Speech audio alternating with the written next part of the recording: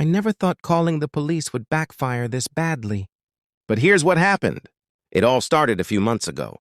I had just moved into my dream home in a quiet, peaceful neighborhood. The kind of place where people wave when you walk by, where kids ride bikes in the street, and everyone seems friendly. At least that's what I thought. At first, everything was perfect. I painted my house a subtle, tasteful gray. Nothing flashy, nothing extreme. I thought it would blend perfectly with the neighborhood, but apparently subtlety is a crime in my HOA.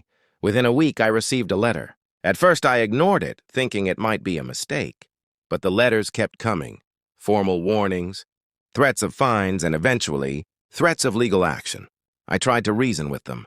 I called, emailed, and even offered compromises. I thought maybe if I explain myself, they'll understand. But that's when I realized the HOA isn't about rules, they're about control. Their goal wasn't fairness, it was power. Things escalated when I decided to install a small privacy fence in my backyard. Just a simple, functional fence. Nothing extravagant. But for the HOA, it was a crime against the neighborhood. The next thing I knew, I had more letters demanding the removal of the fence immediately. Fines were being piled on, each one more ridiculous than the last. I tried ignoring them at first, hoping they would calm down, but that's when it got serious. One morning, there was a firm knock on my door. I opened it and froze. 2 police officers were standing there, looking official but polite. My heart raced for a moment. I had never had a run-in with the police before. Officer 1 spoke first. "We received a complaint about your property. Can we take a look?"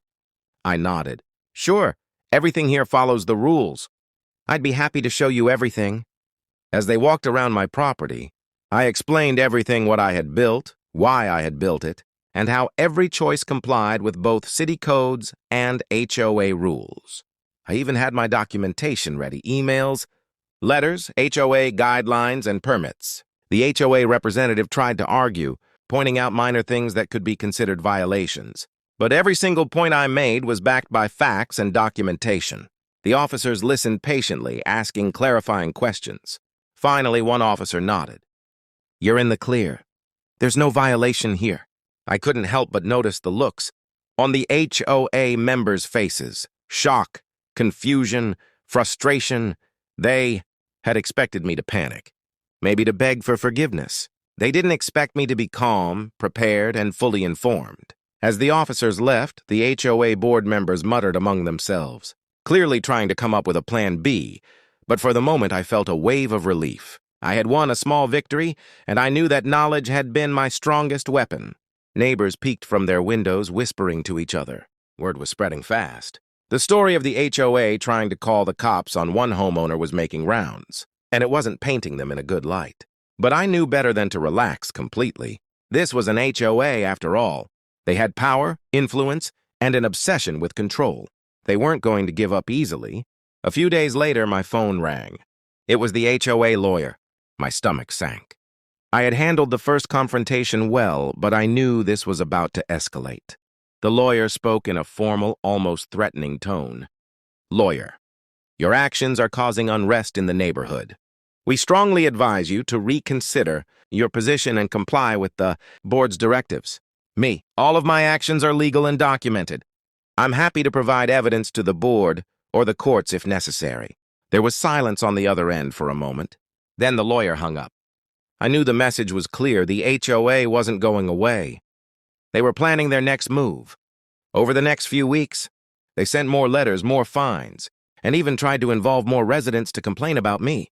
But each time, I calmly provided documentation proving that I was within my rights. I kept careful records of every interaction, emails, letters, phone calls, and even photos of the property. The more I documented, the more the HOA became desperate. I could tell by the tone of their letters they were starting to realize that I wasn't just another homeowner who could be bullied. I knew exactly what my rights were, and I wasn't afraid to stand my ground.